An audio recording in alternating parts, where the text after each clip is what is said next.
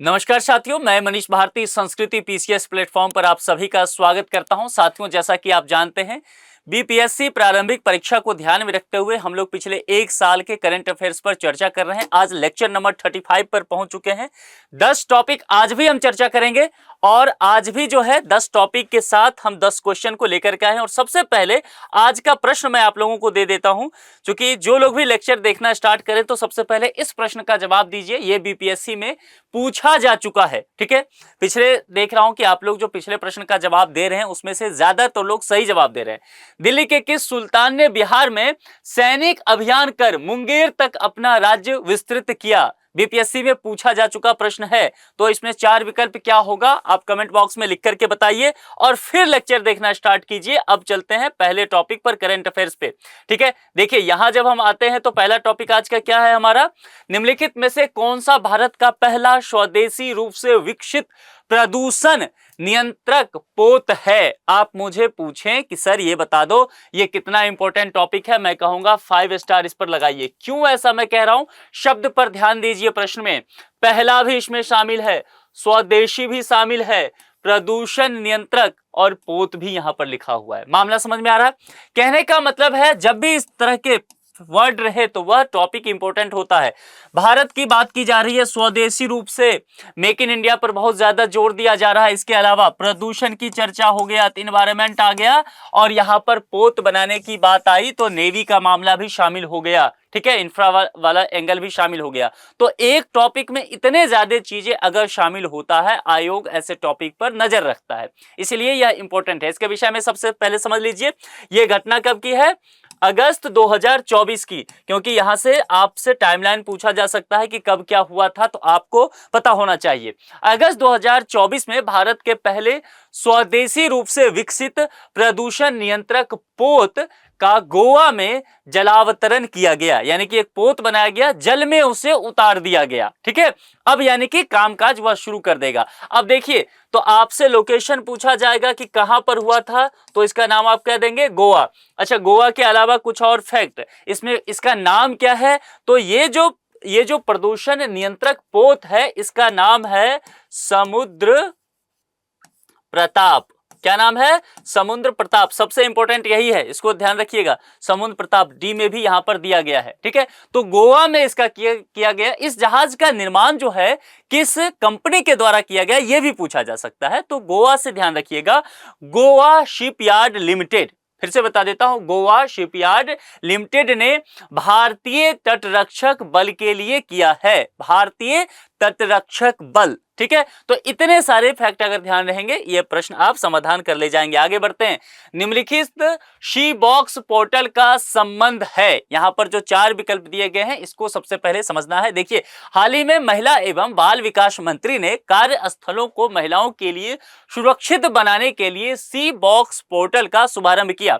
देखिए, यहां पर जब बात की गई है, मैंने कहा क्या कहा कि कार्यस्थल पर, वर्क प्लेस पर महिलाएं जो काम करने के लिए जाती हैं वह सुरक्षित माहौल हो सके, इसके लिए विशाखा गाइडलाइंस भी है। जब इस तरह के मुद्दे पढ़ेंगे तो इससे रिलेटेड बाकी चीज पढ़िए कि कार्यस्थल पर महिलाओं के लिए सही व्यवहार हो, इसके लिए क्या गाइडलाइंस है, तो विशाखा गाइडलाइंस है। इसको ध्यान में रखना है, यहां से प्रश्न भी बन सकता है। यहां फिलहाल बात किया गया है कि मंत्री ने शी बॉक्स पोर्टल का शुभारंभ किया। अब देखिए, तो यहां पर है कि किससे संबंध है, तो आप एक बात तो समझ गए कि कार्यस्थल पर महिलाओं से संबंधित। चलिए अब यहां ठहर करके समझ लीजिए। अगर मान लीजिए मैं विकल्प में थोड़ा सा आपको ट्विस्ट करने की कोशिश करता तो मैं देता कि घरेलू महिलाओं से संबंधित, कार्यस्थल पर महिलाओं से संबंधित, है ना। तो अब 2 और कुछ विकल्प डाल देता। तो ध्यान रखिएगा, घरेलू महिला ने कार्यस्थल पर, जॉब जहां वो जॉब करने जा रही है ऑफिस में, तो वहां का सुरक्षित वातावरण लेकर के। अब सी बॉक्स पोर्टल क्या है?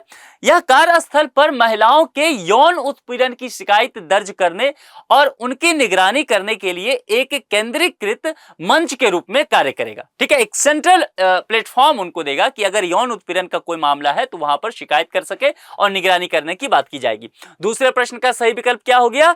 बी, ठीक है। आगे बढ़ जाए, तीसरे पर चलिए। हाल ही में कार्तिक वेंकट रमन ने 61वीं राष्ट्रीय शतरंज चैंपियनशिप अपने नाम की है। इस चैंपियनशिप का आयोजन कहां किया गया था, यह आपसे पूछा गया है। अब 4 विकल्प यहां पर देख रहे हैं आप। मैंने पहले भी बताया है कि स्पोर्ट्स से बिहार में प्रश्न आते रहे और खास करके क्रिकेट से नहीं पूछा जाएगा, हॉकी से, और खास करके सबसे ज्यादा प्रश्न कहां से आता है, शतरंज से।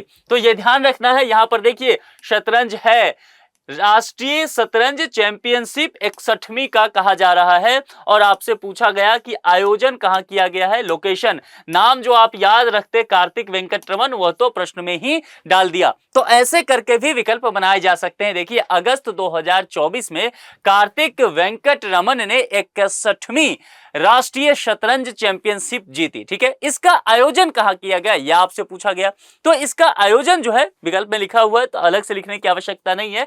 हरियाणा संघ द्वारा, हरियाणा में जो शहर है एक बड़ा ही समृद्ध शहर है, एनसीआर दिल्ली में आता है, अब उसे गुरुग्राम कहते हैं। ठीक है, पहले गुड़गांव कहते थे। तो अगर विकल्प में मान लीजिए शहर पूछ दे और गुड़गांव लिखा हुआ रहे तो आप जवाब फिर दे लीजिएगा। ठीक है, लेकिन अगर गुरुग्राम लिखा रहे तब भी सही होगा। ठीक है, तो वहां के आरपीएस इंटरनेशनल स्कूल में किया गया था। स्कूल का नाम नहीं पूछेगा, ज्यादा से ज्यादा शहर पूछेगा आपसे। ठीक है, तो तीसरे का सही विकल्प क्या हो गया, सी। चौथे पर चलते हैं। चर्चा में रहा BNT 116 का संबंध किस बीमारी से है। एक बीमारी से इसका संबंध है, चाहे वो कोविड-19 हो, कैंसर हो, मलेरिया हो या फिर डेंगू हो। देखिए एक बात समझ लीजिए कि कोविड के समय बहुत सारे टर्म आए, हम लोग लगभग उस सभी से वाकिफ रहे। ठीक है, इसीलिए आप मान के चलिएगा कि इसका संबंध कोविड से तो नहीं दिखता है, तो एक तो आपका बाहर हो गया। ठीक है, अब 3 पर आपको विचार करना है।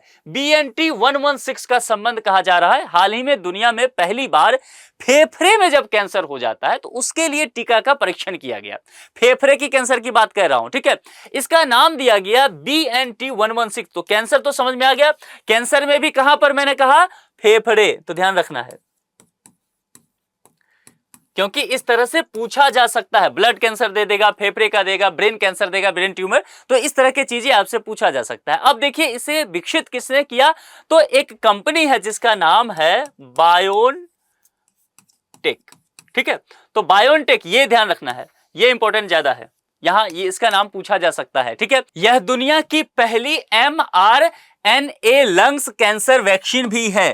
तो ध्यान रखना है, mRN और A, पहली वर्ल्ड के लिए कहा जा रहा है। इसे non smoke cell lung cancer के इलाज के लिए बनाया गया है। तो इतने फैक्ट अगर ध्यान रहेंगे तो आप इसका जवाब दे ले जाएंगे। चलिए 5वें पर चलते हैं। हाल ही में पेरिस पैरालंपिक में महिलाओं की 10 metre air rifle standing S1 स्पर्धा में किस भारतीय खिलाड़ी ने स्वर्ण पदक जीता है। प्रश्न इंपॉर्टेंट है, ओलंपिक से प्रश्न आते रहे, लेकिन एक चीज ध्यान देना है, यहां पर ध्यान दीजिएगा, ये ओलंपिक नहीं है। गलती से भी जल्दीबाजी में ओलंपिक मत कर लेना है, क्योंकि यहां पर जो 10 मीटर एयर राइफल्स है ये ओलंपिक में भी भारत इसमें मेडल लाया है। ठीक है, यहां पर पैरालंपिक आपसे पूछा गया है, पेरिस पैरा ओलंपिक, ओलंपिक के ठीक बाद जो है पैरा ओलंपिक का आयोजन किया जाता है। किस भारतीय ने स्वर्ण पदक, गोल्ड मेडल की बातें की गई है, इनका नाम क्या है, अवनी लेखरा। अवनी लेखरा ने पेरिस पैरालंपिक में महिलाओं की 10 metre air rifle standing S1 स्पर्धा में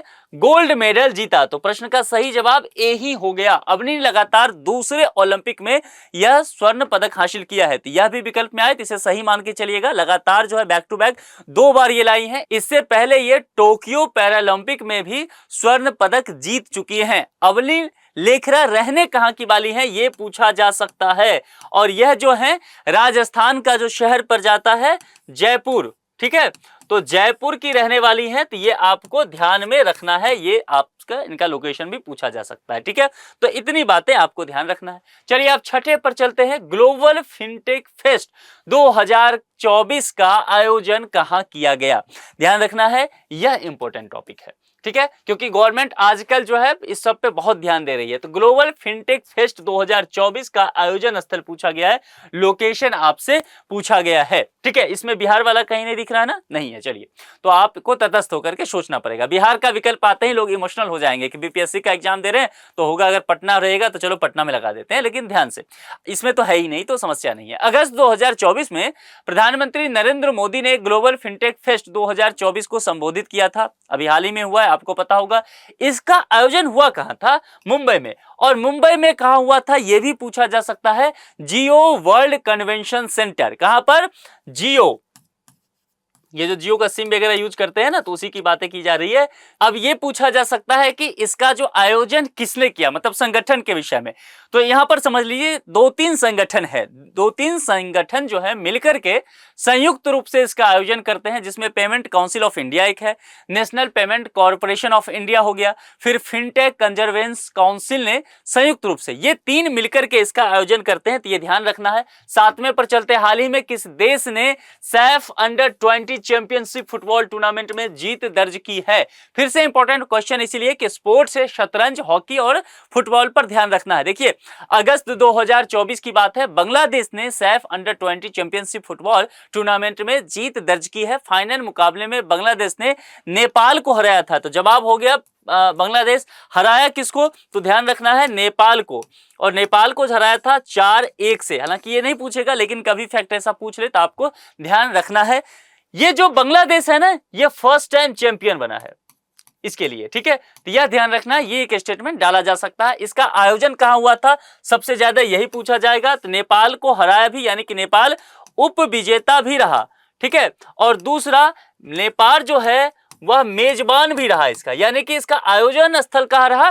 नेपाल में हुआ था। अब एक चीज और पूछा जा सकता है कि इस प्रतियोगिता में कौन कौन से कंट्री शामिल हुए। लिख लीजिए, इस प्रतियोगिता में एक बात तो समझ में आ गया कि नेपाल और बांग्लादेश तो था ही, इसके साथ साथ श्रीलंका, श्रीलंका के अलावा भारत, भारत के अलावा मालदीव, मालदीव के अलावा भूटान, यानी कि भारत के इर्द गिर्द के जो पड़ोसी देश हैं वो सभी शामिल हुए थे। तो जवाब इसका बांग्लादेश। आगे बढ़ते हैं 8वें पर, हाल ही में मुख्यमंत्री नीतीश कुमार ने बिहार में खेल विश्वविद्यालय का उद्घाटन किया है। कहां पर है ये खेल विश्वविद्यालय? स्पोर्ट यूनिवर्सिटी और उसके साथ स्पोर्ट्स कॉम्प्लेक्स का भी उद्घाटन हुआ है। तो आप लोग जानते हैं कि अभी जो बिहार में खेल को लेकर के काफी काम किया जा रहा है, तो राजगीर में हुआ है इसका राजगीर स्पोर्ट्स कॉम्प्लेक्स, ठीक है। राजगीर में एक स्टेडियम का भी निर्माण किया जा रहा है। ये कॉम्प्लेक्स के अंदर सारा सुविधा उसमें दिया जाएगा, उसमें हॉस्पिटल वगैरह भी है, ठीक है, इंडोर आउटडोर गेम सभी चीजें वहां पर तैयार किया गया है। तो राजगीर में खेल विश्वविद्यालय का उद्घाटन किया गया। देखिए, राजगीर में एक खेल अकादमी होगा, खेल परिसर और खेल विश्वविद्यालय का ये सब निर्माण किया गया है। यह देश का पहला ऐसा खेल स्थल है जहां एक ही स्थान पर खेल परिसर और खेल विश्वविद्यालय दोनों है। तो जवाब क्या हो जाएगा? डी, राजगीर के साथ आप जाएंगे। चलिए आगे बढ़ते हैं। सेवानिवृत्त खिलाड़ी सशक्तिकरण प्रशिक्षण कार्यक्रम को लागू करने वाला प्रमुख संस्थान है। यहां पर आपको 4 विकल्प दिख रहा है, 4 में से कोई एक सही होगा। इसका जवाब जानने से पहले इसके विषय में सबसे पहले समझते हैं। देखिए, अगस्त 2024 में केंद्रीय खेल मंत्री ने सेवानिवृत्त खिलाड़ी सशक्तिकरण प्रशिक्षण कार्यक्रम शुरू किया। अब एक बात ध्यान रखना है कि इस कार्यक्रम का उद्देश्य क्या है, ठीक है। तो इसका उद्देश्य जो है, सेवानिवृत्त खिलाड़ियों को सशक्त बनाना है जिन्होंने देश के लिए खेला है। अब मान लीजिए 35 साल 40 साल के बाद वो रिटायर हो जाते हैं, तो फिर उनका जीवन कैसे चलेगा? तो इसके लिए काम किया गया है। इसके लिए लक्ष्मीबाई राष्ट्रीय शारीरिक शिक्षा संस्थान इस कार्यक्रम को लागू कराने वाला प्रमुख संस्थान है। तो ध्यान देना है, नोडल एजेंसी पूछा जाएगा तो लक्ष्मीबाई राष्ट्रीय शारीरिक शिक्षा संस्थान इसके लिए हो जाएगा। 10वें प्रश्न पर चलते हैं। हाल ही में पुणे यानी कि महाराष्ट्र में आयोजित सीनियर राष्ट्रीय रग्बी 7S महिला प्रतियोगिता 2024-25 में बिहार की महिला टीम ने कौन सा पदक हासिल किया है? बिहार की महिला टीम से पूछा गया है, अगेन इंपॉर्टेंट है ये, ठीक है, इसको नोट कर लीजिए। अब इसमें आपसे पूछा गया है कि कौन सा पदक हासिल किया है। इसके विषय में देखिए 4 यहां पर विकल्प दे रहा है, कांस्य पदक, स्वर्ण पदक, रजत पदक, इनमें से कोई नहीं। ऐसे विकल्प ज्यादातर नहीं होते हैं, तो इसको साइड करके चलिएगा, इसकी जो संभावना है कम होता है। तो 3 पर विचार करते हैं। 3 से 4 जुलाई 2024 तक पुणे महाराष्ट्र के छत्रपति शिवाजी स्टेडियम में आयोजित सीनियर राष्ट्रीय रग्बी 7S महिला प्रतियोगिता 2024-25 का आयोजन किया गया था। बिहार ने इसमें रजत पदक जीता है, यानी कि सिल्वर मेडल आया है बिहार को। फाइनल में बिहार की टीम ओडिशा से 17-5 से हार गई थी, ठीक है। तो फाइनल में ओडिशा ध्यान रखना है, ओडिशा का नाम अगर पूछा जाता है तो आपको यह भी ध्यान रखना है। तो ओडिशा, अगर मान लीजिए फाइनल में बिहार हारती है तो ओडिशा ने क्या लिया होगा, गोल्ड मेडल। तो ये अगर पूछा जाए तो इसके लिए अलग से फैक्ट याद करने की जरूरत नहीं है, समझ के हिसाब से निकाल सकते हैं। बिहार उप विजेता रहा। और फिर पूछा जा सकता है कि कांस्य पदक किसे मिला, तो यहां पर कांस्य पदक जो लिखा हुआ है तो कांस्य पदक जो है वह महाराष्ट्र ने अपने नाम किया। ठीक है, तो आपको तीनों समझ में आ गया। स्वर्ण पदक किसने, ओडिशा ने, और रजत पदक किसने, बिहार ने, यही तो प्रश्न था। और यहां पर जो कांस्य पदक है वह महाराष्ट्र के द्वारा। ठीक है, इतनी चीजें आपको पता होना चाहिए। अब आज का टॉपिक खत्म हो गया, ये प्रश्न जवाब देना है। दिल्ली के किस सुल्तान ने बिहार में सैनिक अभियान कर मुंगेर तक अपना राज्य विस्तृत किया, सिकंदर लोदी, फिरोज शाह, गियासुद्दीन तुगलक या इब्राहिम लोदी। चार में से कोई एक विकल्प सही होगा, जो भी विकल्प सही हो उसका चयन करके कमेंट बॉक्स में लिख दीजिए। ये 35वां लेक्चर था, इससे पहले 34 लेक्चर जो है अपलोड है चैनल पे, प्लेलिस्ट में जाकर के देख सकते हैं। और आप लोगों से उम्मीद की जाती है कि अगर अभी तक संस्कृति पीसीएस चैनल को आपने सब्सक्राइब नहीं किया है तो जल्द से जल्द सब्सक्राइब कर लीजिए, अपने दोस्तों के साथ शेयर कीजिए, उन्हें बताइए कि हम लोग कैसे 10 टॉपिक जो है प्रत्येक दिन करंट अफेयर्स का तैयार कर रहे हैं। और जब तक आपका प्रीलिम्स एग्जामिनेशन नहीं हो जाता है, ये हमारा वादा है, तब तक ये कार्यक्रम हम लेकर के आते रहेंगे। बहुत बहुत शुक्रिया, थैंक यू।